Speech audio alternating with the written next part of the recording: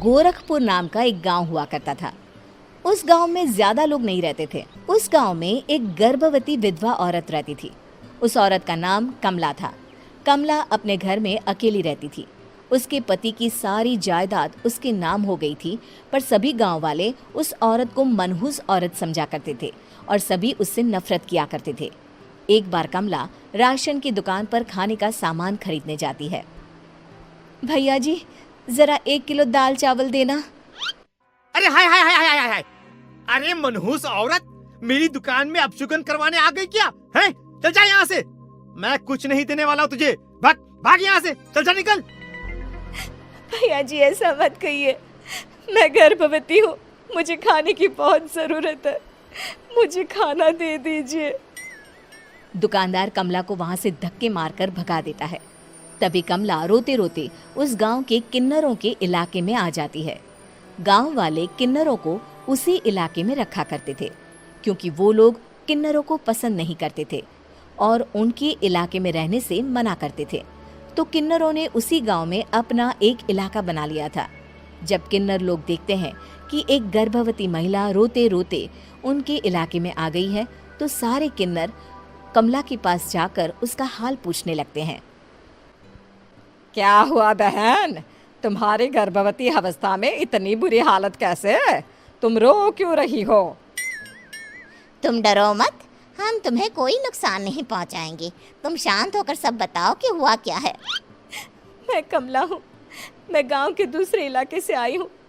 2 महीने पहले ही मेरे पति की मौत हुई है। मुझे गांव के लोग मनहूस मानते हैं, क्योंकि मैं विधवा हूँ और गर्भवती भी। वहाँ के लोग मुझे खाने के लिए कुछ बेचने के लिए भी तैयार नहीं, जिससे मेरा गुजारा नहीं हो रहा था। कोई बात नहीं कमला, हम तुम्हारा ख्याल रखेंगे। किन्नर लोग कमला को एक खाली घर में रहने के लिए जगह दे देते हैं और उसकी देखभाल भी करते हैं। कुछ ही महीने बाद कमला अपने बच्चे को जन्म देती है, पर अफसोस, कमला बच्चे को जन्म देते ही अपनी जान गंवा देती है। जब सब किन्नर बच्चे को देखते हैं तो बहुत खुश हो जाते हैं, क्योंकि वो बच्चा भी किन्नर ही था। कमला ने एक किन्नर बच्चे को जन्म दिया था। अब इस बच्चे की देखभाल कौन करेगा? हम तो इस बच्चे को गांव के दूसरे इलाके में भी नहीं भेज सकते।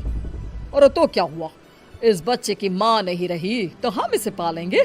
अब ये हमारे इलाके में रहेगा, हमारे साथ रहेगा। फिर वो किन्नर उस किन्नर बच्चे को गोद ले लेते हैं, उसका नामकरण कराते हैं। उस किन्नर बच्चे का नाम शक्ति रखा जाता है। देखते ही देखते शक्ति बड़ी होने लगती है। उसके रंग रूप बहुत सुंदर थे। वो बहुत सुंदर किन्नर दिखती है। एक दिन शक्ति एक किन्नर से पूछती है, माँ जी सुनिए ना, ये गांव के दूसरे इलाके में भी तो लोग रहते हैं, तो हम वहाँ क्यों नहीं जाते? हम उनसे अलग क्यों रहते हैं? शक्ति, क्योंकि वो लोग हमारे जैसे नहीं, वो लोग हमें पसंद नहीं करते, इसीलिए हम उनसे अलग रहते हैं। क्यों? वो हमें क्यों पसंद नहीं करते? मुझे एक बार उस इलाके में जाना है, मैं एक बार वहाँ जाकर घूम कर आऊँ। शक्ति, खबरदार, जो तू उस इलाके में कभी भी गई तो अपनी जान नहीं गंवाना चाहती तो उस इलाके में कभी कदम भी नहीं रखेगी, समझी? इतना कहकर वो किन्नर वहाँ से चली जाती है। शक्ति उस किन्नर की बात सुनकर बहुत रोती है। माँ जी, ऐसा कैसे कह सकती है? उन्होंने इतनी सी बात के लिए मुझे इतना डांटा। अब तो मैं उस इलाके में ज़रूर जाऊंगी। फिर एक दिन शक्ति गांव के दूसरे इलाके में चुपके से जाती है। ये लोग तो हमारे जैसे ही इंसान हैं, तो ये हमसे नफरत क्यों करते हैं?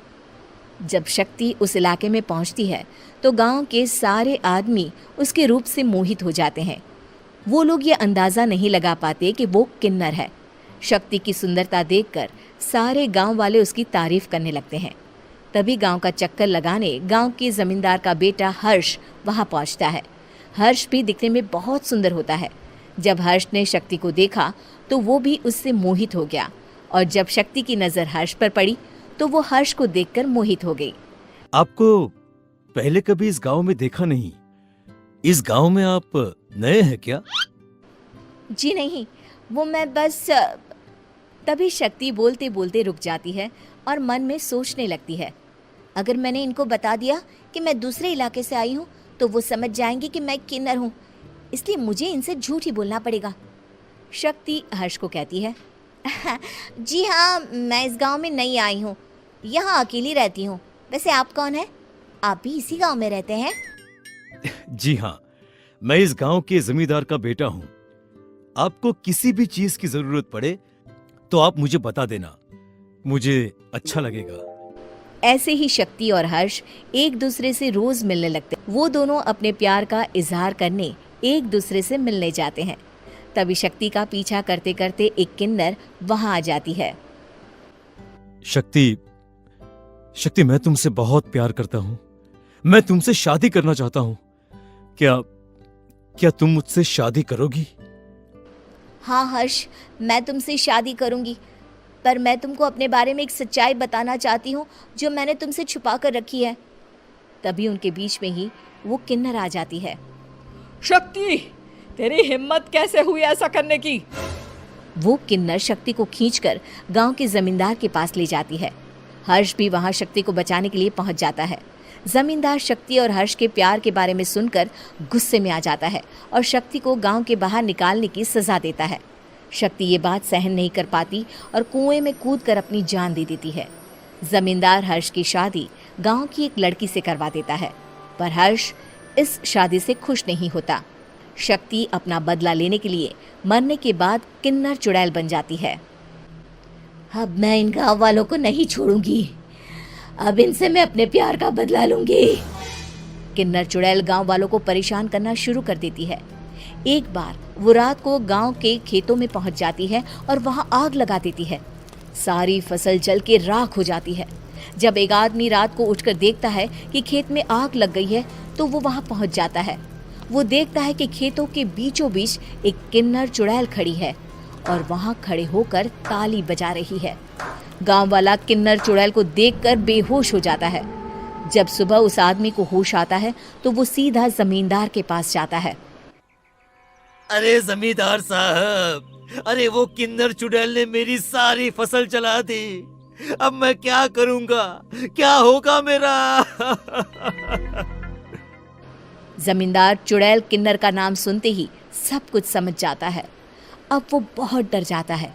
उसी रात को जब जमींदार डर के मारे अपने कमरे में सो नहीं पाता, तभी वहां अचानक से किन्नर चुड़ैल आ जाती है।